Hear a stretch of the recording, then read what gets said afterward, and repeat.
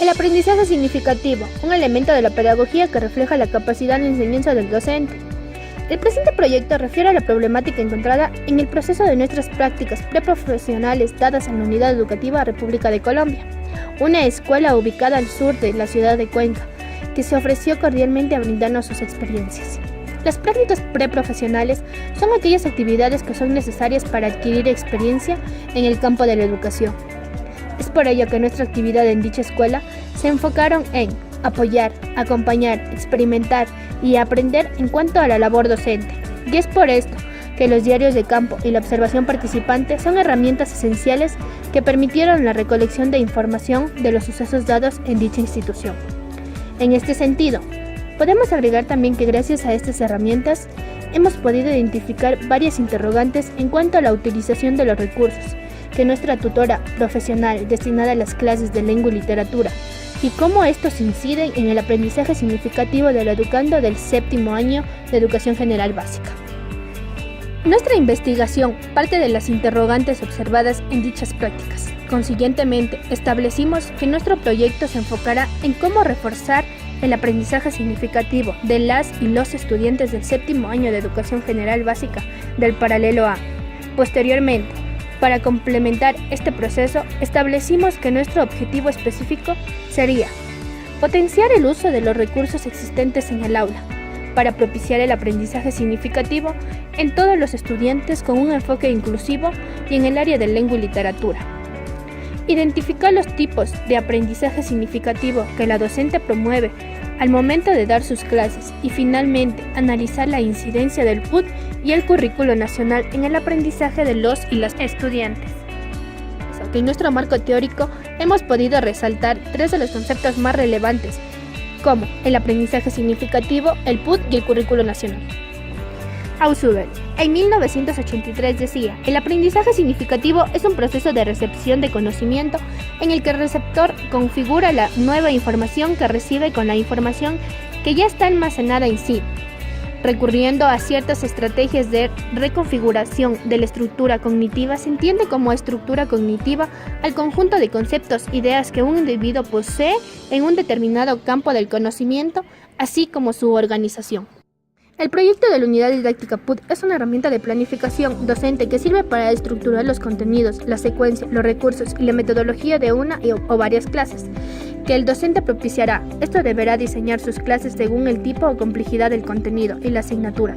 Así pues, el PUT es un instrumento que permite sistematizar y facilitar la planificación de la futura labor del docente. El currículo nacional es una estructura que contiene los contenidos que el educando aprenderá durante su año lectivo. Este instructivo permite al docente tener un punto de partida en cuanto a conocimientos que se manejarán al momento de impartir clases y consecuentemente las habilidades, conocimientos y destrezas con criterio de desempeño que el educando adquirirá en todo su proceso educativo. Cabe recalcar que este está diseñado y clasificado para cada uno de los niveles y subniveles del contexto educativo. Podemos agregar también que el currículo es fundamentado y construido en base a las políticas educativas de turno y además se diseña a partir de la complejidad de las correspondientes asignaturas. Aprendizaje basado en TICs. Los recursos TIC son un conjunto de herramientas que permiten la innovación pedagógica en los procesos de enseñanza-aprendizaje. A través de la tecnología, la utilización de estos recursos ha permitido crear nuevos contextos comunicativos y expresivos que posiblemente pueden fomentar el desarrollo de nuevas experiencias formativas en el entorno educativo. Proceso. Para este proceso hay que tener en cuenta la capacidad de la escuela. Para poder ofrecer esta metodología y como se pudo observar en la institución, se cuenta con una aula de cómputo en su infraestructura, con computadoras, mesas, pizarra, internet, computador principal y un proyector. Entonces, ¿qué TIC se puede implementar en el área de lengua y literatura? Pues bien, como lo dijimos anteriormente, la docente puede utilizar dichos recursos en una clase previamente planificada, con diapositivas, imágenes o videos audiovisuales relacionados al tema a impartir. Consiguientemente, para evaluar se puede utilizar los mismos computadoras que pueden poseer dicha aula a través del internet y con una página web llamada Edmodo, que permite programar preguntas y respuestas con imágenes sugerentes o relacionadas al contenido. Así como Edmodo, existe un sinnúmero de otras aplicaciones y páginas que permiten exprimir lo mejor de los recursos TIC. Trabajar en equipos, si la capacidad de las computadoras no abastece a todo el alumnado. Manejar adecuadamente la iluminación del aula. Distribuir los espacios de manera que el acceso y salida del aula sea de comodidad para los estudiantes. Procurar utilizar tamaños y tipos de letra legibles a la distancia si las diapositivas se utilizan como recursos.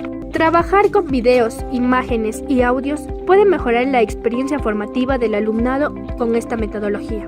Aprendizaje colaborativo. El aprendizaje colaborativo es una metodología de enseñanza que permite lograr una meta a través del trabajo en equipo. El docente puede utilizar este proceso cuando el nivel de aprendizaje resulte complejo para alcanzarlo individualmente. Además, definir un rol para cada estudiante del equipo puede generar lo que llamamos responsabilidad individual. Esto con la finalidad de preparar al estudiantado para trabajar cada vez mejor con grupos más diversos. Para esta metodología es preciso trabajar en grupos según la cantidad del alumnado existente en el aula, teniendo en cuenta la complejidad del contenido y cómo la manejará el docente. En este caso, creemos que es una metodología pertinente para trabajar en áreas de lengua y literatura como lectura, escritura, comprensión de textos, narración de textos, etc. Para ello, es preciso recalcar que se puede utilizar diferentes recursos en cuanto a la evaluación y construcción de conocimientos como papelotes, marcadores, pizarra, exposición oral, diapositivas, en caso de tener las TICs como recursos, dibujos, cuentos, etc. Ya dependerá de cómo el docente organice su clase. Acompañar durante el proceso a los estudiantes para verificar que todos cumplan su función. Sistematizar la información a otorgar para facilitar el nivel de comprensión del estudiante y del equipo en general. Evaluar flexiblemente, puesto que las destrezas a adquirir dependerán de la individualidad de cada estudiante. Tener presente en cada momento las destrezas con criterio de desempeño y los objetivos de la clase. Exponérselas a los estudiantes para hacerles entender lo que aprenderán durante el proceso.